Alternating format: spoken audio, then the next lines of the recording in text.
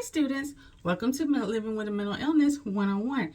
I am your lecturer, Laqwanda Roberts-Buckley, and let's get started. We're going to be talking about self-advocacy in the Western mental health system.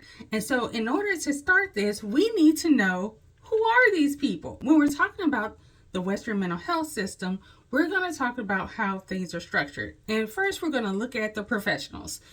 It is important to understand who these people are, because when you understand who can provide a service for you, then that expands your opportunity to, if you're having any issues or concerns, you can pivot to a different professional if need be. So when you think about mental health, you're going to think about counseling or therapy, but also medication as well.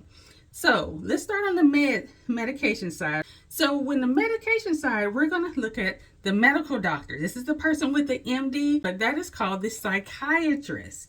That is one of the people that can prescribe medications for your mental health condition. Other groups that people don't realize can also prescribe medication for your mental health condition is a psychiatric nurse practitioner. Also, a physician assistant.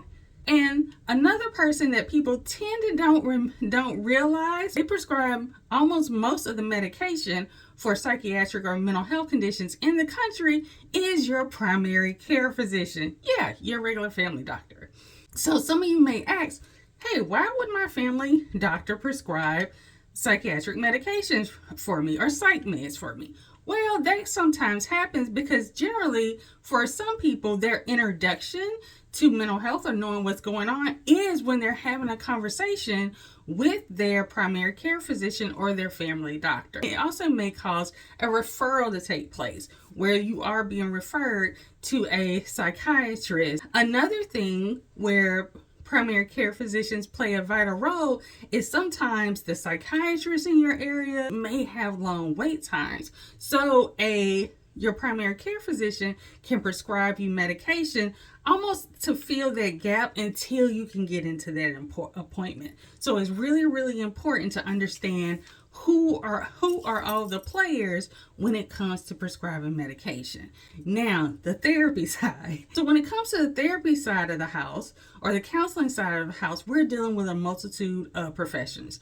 One thing, therapists is like an umbrella term. And under that umbrella term, you will have different types of people who have something called a licensure. This means they have something from their state where they have met specific guidelines, passed whatever test that they needed to, fulfilled whatever hours that are required, and they are now able to practice. You have your psychologists. Generally, those are people with PhDs in clinical psychology. Other therapists who can also provide mental health services to you as far as counseling. You have social workers. You have marriage and family therapists. You have what's called professional counselors. And this is when you see that comma and those letters behind their name. That is what their credentials are. And so those credentials mean that person is either practicing at an associate level. That means they can practice under state law, but there's certain things they can't do yet. And then you have your independent people. Those are people who can fully practice with all of the not just expectations, but all of the things that their state that they live in will allow them to do. And those letters can differ per state, but traditionally you may see LMFT, LPC, or LCSW. Again, those letters are going to depend on how that particular state says that this person has to put their credentials or those letters behind their name. It's important for you to know those things because these are the people who are going to be assisting you in providing services. Now that we have the people out of the way, let's start talking about some of the structure of the system itself.